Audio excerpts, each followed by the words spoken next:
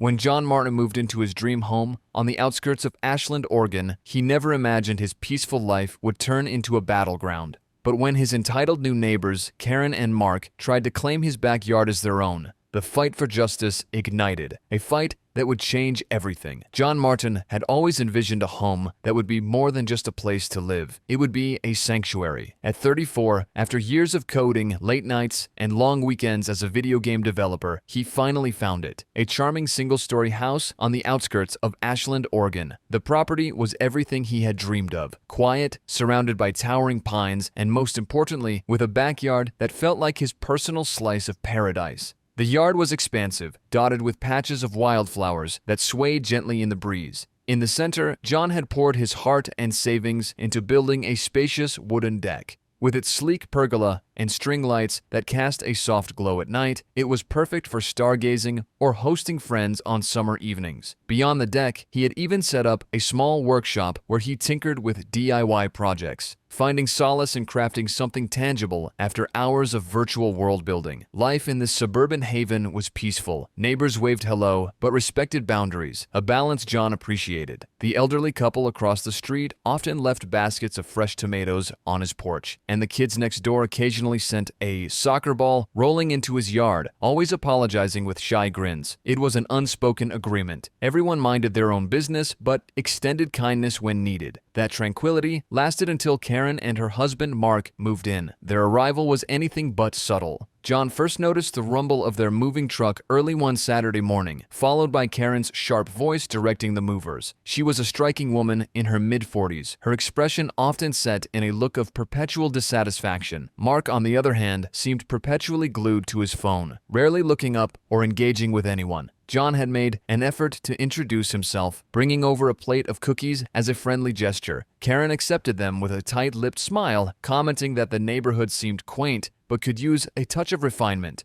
Her words hung in the air like an unwelcome guest. Mark barely glanced up from his screen to mumble thanks before disappearing into the house. In the first 2 weeks, Karen's presence became increasingly evident. She scolded kids for playing too loudly on the street, glared at joggers for veering too close to her lawn, and left typed notes on a neighbor's door suggesting that their garden gnome was tacky. John shrugged it off, thinking she was just adjusting to her new surroundings. After all, people were entitled to their quirks, but soon her quirks turned invasive. One morning, as John sipped his coffee on the deck, he spotted Karen standing near the property line, examining his backyard with what could only be described as the gaze of someone assessing a potential conquest. He felt a chill despite the warm morning sun. It started on an unusually bright morning. John stepped onto his deck, coffee mug in hand, and froze mid-sip. His carefully arranged deck furniture was gone, replaced by an assortment of foreign items. A pair of brightly colored lounge chairs, a striped beach umbrella, and even a portable grill now dominated the space. The audacity of it was almost laughable, but John's irritation quickly overshadowed his amusement. As he approached to investigate, Karen's familiar voice rang out from behind the fence. "Oh good, you've seen it," she said, her tone matter-of-fact. "We decided we'd start using this space. It's too large for just one person, don't you think?" John blinked, struggling to process her brazenness. "Karen, this is my deck, my property," he said, keeping his tone steady. She waved a dismissive hand. "That's not what our realtor said. This deck was shown to us as part of the property. It's clearly meant to be shared. Besides, you don't even use it that much." John was taken aback, but remained firm. "This is not up for debate. I built this deck myself. I have all the permits and property surveys to prove it. Please move your things." Karen crossed her arms, her expression hardening. "You're being selfish, John. Community living is about compromise. You'll just have to learn that." When John began moving her furniture off the deck himself, Karen stormed inside, only to emerge minutes later on her phone, angrily barking accusations. He realized to his disbelief that she was calling the police on him. By the time the officers arrived, Karen had launched into a dramatic tirade, painting herself as the victim of an overbearing neighbor. "This man is trying to destroy my property," she cried, gesturing wildly at the deck. John remained calm, presenting his documents: the property survey, photos of the deck construction, and building permits. The officers carefully reviewed everything. One officer turned to Karen and said, "Ma'am, this deck is clearly on Mr. Martin's property. You need to remove your belongings immediately." But Karen was unrelenting. "You'll have to arrest me first," she declared, plopping defiantly into one of her lounge chairs. Her husband, Mark, who had finally emerged from their house, muttered, "Just leave it, Karen." But she refused to budge. The officers exchanged a weary glance before cuffing her for trespassing. As they led her to their patrol car, she shouted, "This isn't over." True to her word, Karen didn't let the matter rest. The next morning, John logged onto Facebook and was greeted by a flurry of posts in the neighborhood group. Karen had penned a scathing diatribe accusing him of forging property documents and bullying newcomers.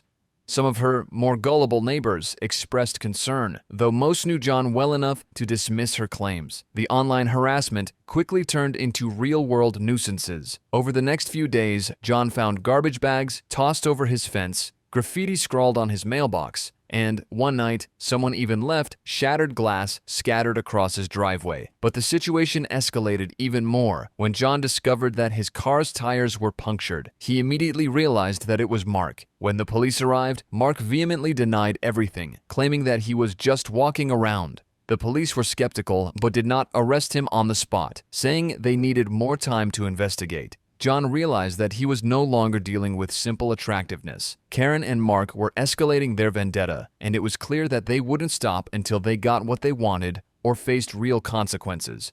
John installed security cameras.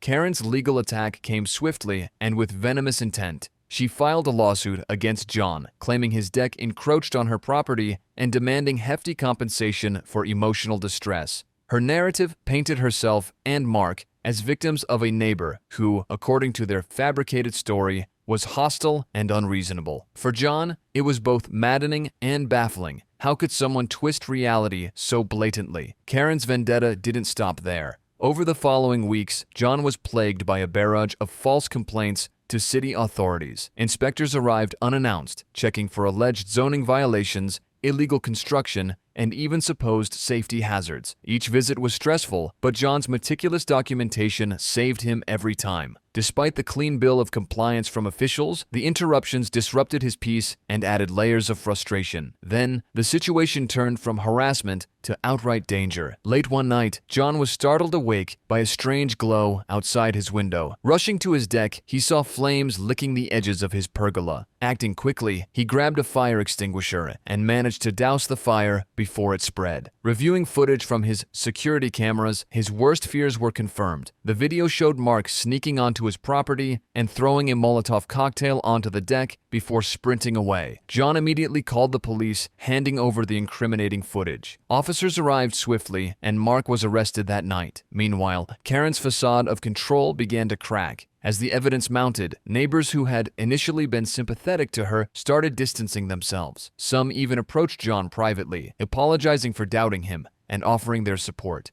The courtroom became the final battleground. John's lawyer, Sarah Green, meticulously built a case that left no room for Karen and Mark's lies. She began by presenting the camera footage of Mark's arson attempt, a move that sent a visible shudder through the courtroom. Next came the mountain of evidence proving John's ownership of the deck, surveys, permits, and even invoices from the contractors who had helped him build it. Karen's legal team scrambled to counter the evidence, but their arguments quickly unraveled under cross-examination. When Mark was called to testify, his weak excuses and evasive answers only made matters worse. Meanwhile, Sarah brought in neighbors to testify about the couple's history of harassment and their escalating behavior. Each story painted a damning picture of Karen and Mark as bullies who had terrorized not just John, but the entire neighborhood. The tipping point came when the judge viewed the video evidence of the Molotov cocktail. Her expression turned icy as she reprimanded Mark for his reckless and criminal behavior. Karen, seated beside him, looked visibly shaken for the first time, her usual defiance replaced by the dawning realization that they were losing. The weeks of courtroom drama culminated in a decisive victory for John. The judge found Karen and Mark guilty of multiple charges, including vandalism, harassment,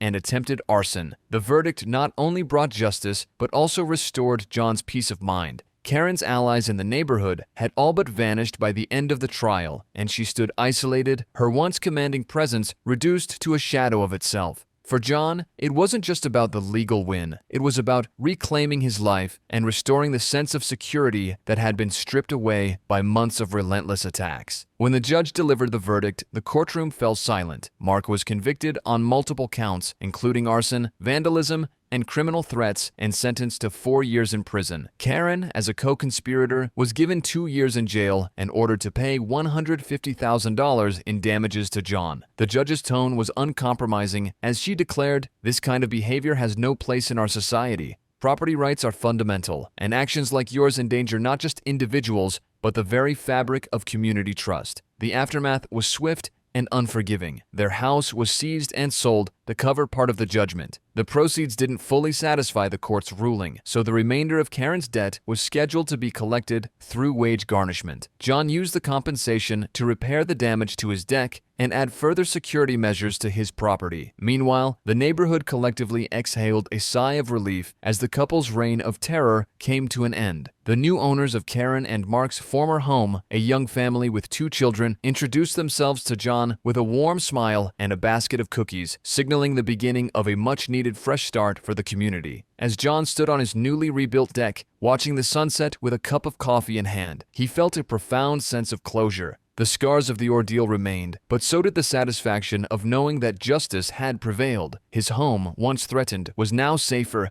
and more peaceful than ever, a testament to standing firm in the face of adversity.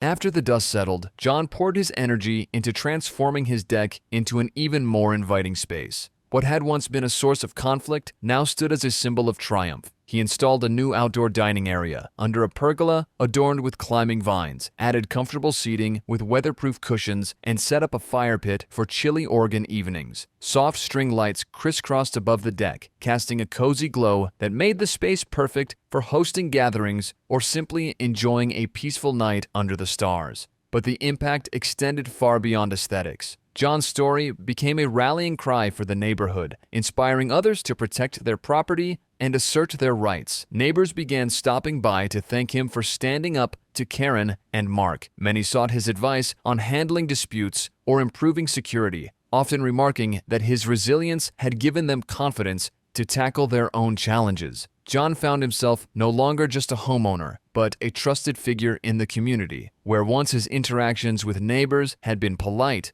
but distant, now he was at the center of a supportive network that valued him as both a person and an example of perseverance. Karen's toxic influence was finally gone, and the neighborhood quickly rebounded. The local Facebook group, which she had used to spread rumors and hostility, was reclaimed and reimagined as a hub for collaboration and connection. Residents began using it to share gardening tips, organize neighborhood cleanups, and plan social events. The sense of unity that emerged was transformative. Inspired by John's foresight, many households installed security cameras, creating a network of shared vigilance that deterred crime and brought neighbors closer together. Block parties became a regular occurrence, with John often hosting on his refurbished deck. These gatherings fostered a newfound camaraderie, making the area feel like a true community. The ordeal also left a lasting legacy. New residents were quickly informed of the importance of understanding property boundaries, and local realtors even began referencing John's story as a lesson in the value of proper documentation. What began as a conflict turned into an enduring reminder of the power of standing together and supporting one another. As the months passed, John found himself reflecting on the storm that had engulfed his life and the lessons it had brought. He came to understand the importance of standing up for what is right, even when it feels overwhelming or isolating. The experience had been grueling, but it revealed a deep reservoir of resilience within him that he hadn't fully appreciated before. More importantly, it showed him the value of community, how the support of neighbors, once a distant and polite presence, could transform into a powerful source of strength. The conflict had taught him the necessity of preparedness. His meticulous record-keeping and willingness to document every detail had been instrumental in turning the tide of the battle. But beyond the practicalities, John realized the significance of fostering goodwill and trust in his neighborhood. His actions had not only protected his property, but also inspired others to take pride in their own and build a stronger sense of mutual respect. John's journey serves as a reminder that justice can prevail when met with determination and the courage to act. No matter how daunting the opposition may seem, Perseverance and a clear sense of purpose can lead to victory. By refusing to yield to intimidation and harassment, John not only safeguarded his rights, but also contributed to a larger culture of accountability and respect within his community. Today, John enjoys the life he fought so hard to preserve. His evenings are filled with laughter and the warmth of companionship as he hosts neighbors on his beautifully restored deck. For him, the deck is no longer just a physical space, it's a symbol of triumph, resilience, and the power of unity. With every gathering, John is reminded of how far he has come and the enduring impact of his victory, not just on his own life, but on the neighborhood as a whole.